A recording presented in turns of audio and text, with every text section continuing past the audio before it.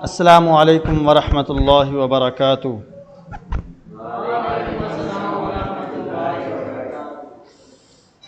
आज हम पढ़ेंगे इस्लामियात का पहला बाब तारुफ़ कुरान मजीद। इसका जो पहला हिस्सा है वो तो तर्जुमातुल कुरान की सूरत में बाकायदा तौर पर उसका अलहदा से पेपर होगा। तो इस अली जुज़ जो बे है इसका नाम है तारुफ़ कुरान मजीद।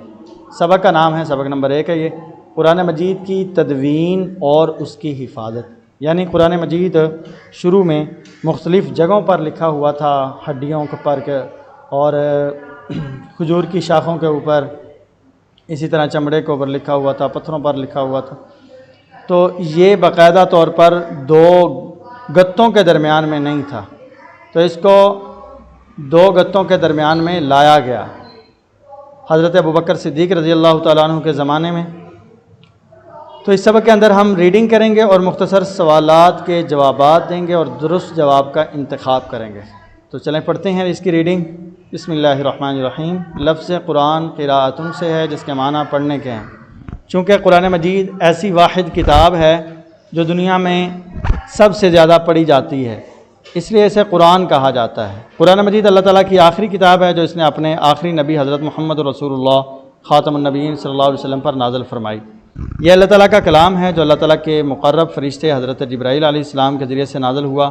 कुरान मजीद को अल्लाह ताला ने तकरीबन 23 साल के अरसे में आहिस्ता आहिस्ता हालात व वाक़यात और ज़रूरत के मुताबिक नाज़िल फरमाया। साबका जितनी भी किताबें हैं वो किताबें यकबारगी नाज़िल हुई हैं, यानी एक दफ़ा ही नाज़िल हो गई, लेकिन कुरान मजीद आहिस्ता आहिस्ता नाज़िल हुआ। जैसे जैसे इसकी ज़रूरत पड़ी है अल्लाह ताला ने उसको वैसे वैसे ही नाज़िल फरमाया। ये किताब क़यामत तक आने वाले इंसानों के लिए रुश्द व हिदायत और रहनुमाई का ज़रिया है। ये कुरान मजीद का मौजज़ा है कि उसे पढ़ने वाला उकताहट का शिकार नहीं होता, बल्कि उसे हर लम्हा नई लज्जत और सुरूर हासिल होता है। महफूज तरीन किताब कुरान मजीद की हक़ानियत की ये दलील है कि उसका एक एक हरफ 14 सदरियाँ गुज़रने के बावजूद भी महफूज है। कुरान मजीद के अल्फाज की तरह इसमें बयान की गई मालूमात भी कुरान मजीद के एजाज़ की दलील हैं। कुरान मजीद दुनिया की वो वाहिद किताब है जो आज तक इस तरह महफूज है जिस तरह नाज़िल हुई थी, क्योंकि दीगर जितनी भी आसमानी किताबें हैं, 4 ही बड़ी किताबें आसमान से नाज़िल हुई हैं, उनमें से जो 3 हैं वो महफूज नहीं हैं। उनमें तहरीफ़ हो गई, रद्द बदल हो गया, ज़माने के अंदर ज़माने के साथ साथ उसमें तब्दीलियाँ आ गई। वाहिद यह कुरान मजीद है जो इंशाअल्लाह ताला क़यामत की सुबह तक महफूज रहेगा। कुरान मजीद क़यामत तक आने वाले इंसानों के लिए हिदायत और रहनुमाई का ज़रिया है। चुनांचे अल्लाह ताला ने इसकी हिफाजत का ज़िम्मा लेते हुए इरशाद फरमाया, इन्ना नहनु नज़्ज़लना ज़िक्रा व इन्ना लहू लहाफ़िज़ून। बेशक हम ही ने इस ज़िक्र यानी कुरान को नाज़िल फरमाया है और बेशक हम ही इसकी हिफाजत फरमाने वाले हैं। कुरान मजीद की आलमगीरियत। कुरान मजीद अल्लाह ताला की आखिरी और आलमगीर किताब है। जिस तरह नबी करीम सल्लल्लाहु अलैहि वसल्लम अल्लाह ताला के आखिरी नबी हैं और आपकी रिसालत तमाम जहानों के लिए है, इसी तरह आप सल्लल्लाहु अलैहि वसल्लम पर नाज़िल होने वाली किताब भी तमाम बनी नौ इंसान के लिए रुश्द व हिदायत का सरचश्मा है। कुरान मजीद किसी ख़ास कौम या वक़्त के लिए नहीं आई, बल्कि क़यामत तक के तमाम इंसानों के लिए रहनुमाई का ज़रिया है। जिस तरह हुज़ूर सल्लल्लाहु अलैहि वसल्लम रहमतुल लिल आलमीन हैं, इसी तरह कुरान ये तमाम जहानों के लिए हिदायत का ज़रिया है।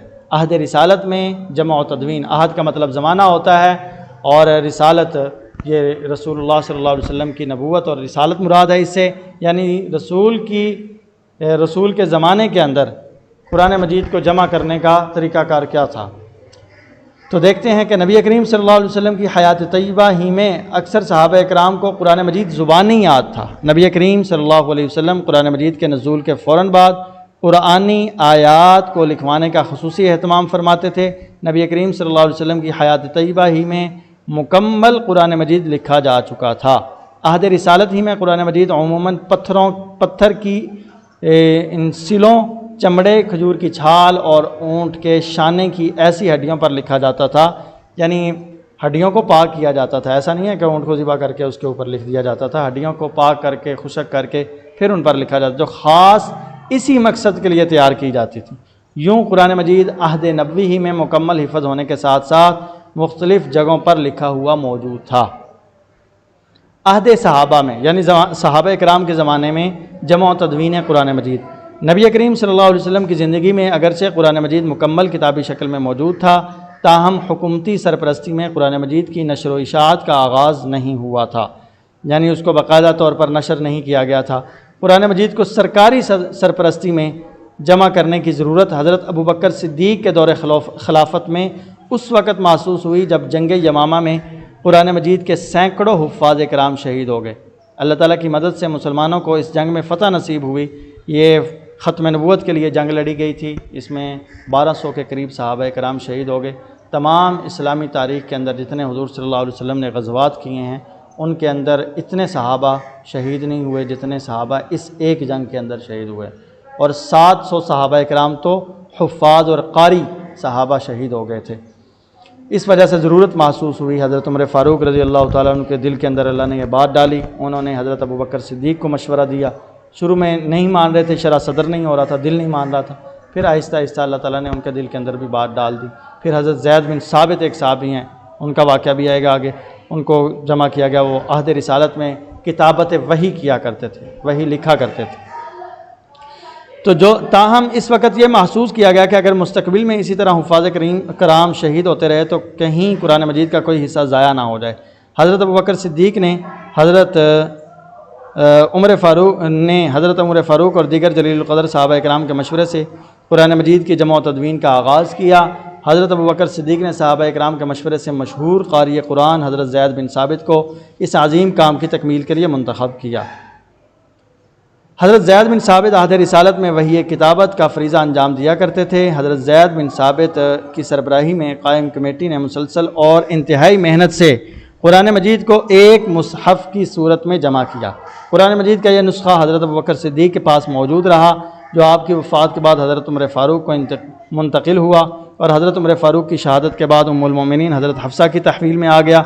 हज़रत उस्मान रज़ी अल्लाह ताला अन्हु के अहद खिलाफत में जब मुख्तलिफ़ क़िराअतों और लहजों में कुरान मजीद की तिलावत पर इख्तिलाफ़ पैदा हुआ तो उन्होंने उम्मुल मोमिनीन हज़रत हफ्सा के नुस्खे की मुख्तलिफ़ नकलें तैयार करके मुख्तलिफ़ सूबों को भिजवा दी और सब मुसलमानों को एक क़िराअत पर मुत्तहिद कर दिया।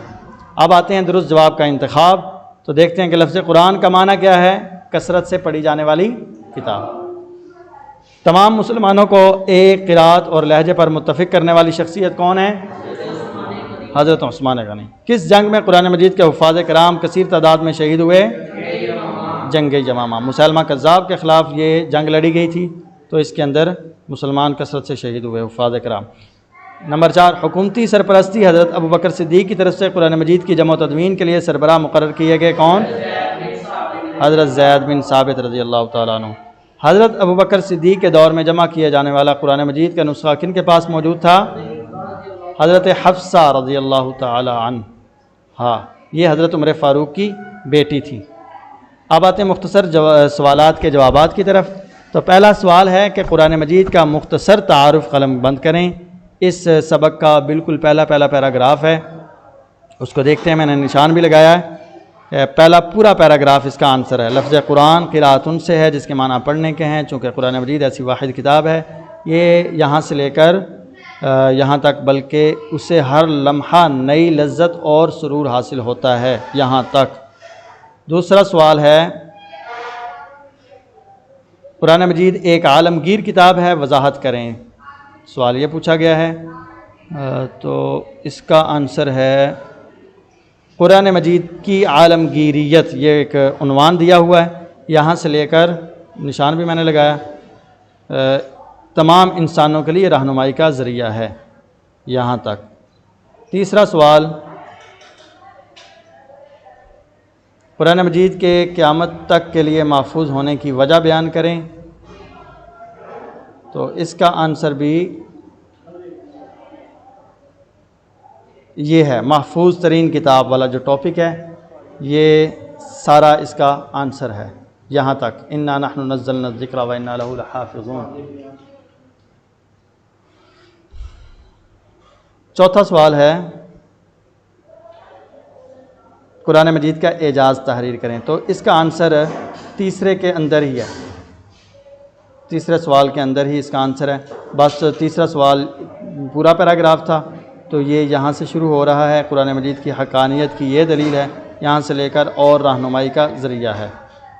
पाँचवा सवाल, अहद रिसालत में यानी ज़माना रसूल सल्लल्लाहु अलैहि वसल्लम में तदवीन कुरान मजीद की वजाहत करें। तो इसका आंसर ये है, अहद रिसालत में जमा तदवीन कुरान मजीद। नबी करीम सल्लल्लाहु अलैहि वसल्लम की हयात तैयबा ही में अक्सर सहाबा इकराम को कुरान मजीद ज़ुबानी याद था, यहाँ से लेकर मुख्तलिफ़ जगहों पर लिखा हुआ मौजूद था। उम्मीद करता हूँ आपको समझ आई होगी। अगर ये वीडियो आपको पसंद आई है तो इसको लाइक और शेयर ज़रूर करें और हमारे चैनल को सब्सक्राइब करें। अस्सलामु अलैकुम व रहमतुल्लाह।